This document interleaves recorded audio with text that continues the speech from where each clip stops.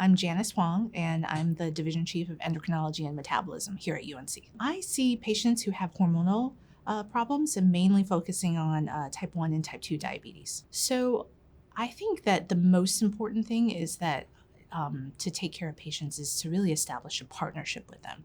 I can sit here in my chair and I can tell you all the latest guidelines.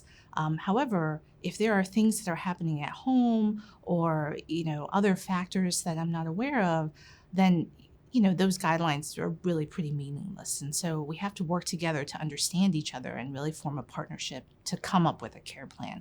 I think one of the wonderful things about being at UNC is that we're a very mission-driven institution. As the State School of North Carolina, it is our mission to take care of everybody in this state.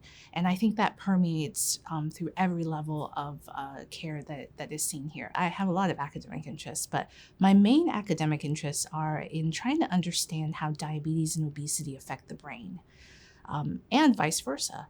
We know that when you have obesity or when you have diseases such as diabetes, there are all these changes that are happening in the brain that can alter your desire and motivation to eat, or can affect your cognitive function, can predispose you to complications such as stroke or other, brain-related diseases.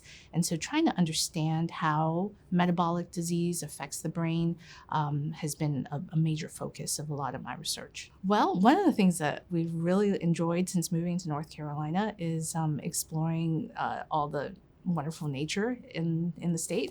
And so my family has gotten into biking, and so we've been exploring all the wonderful biking trails around North Carolina. I guess an interesting fact about me is that when I was a freshman in high school, I lived for a year in South Africa.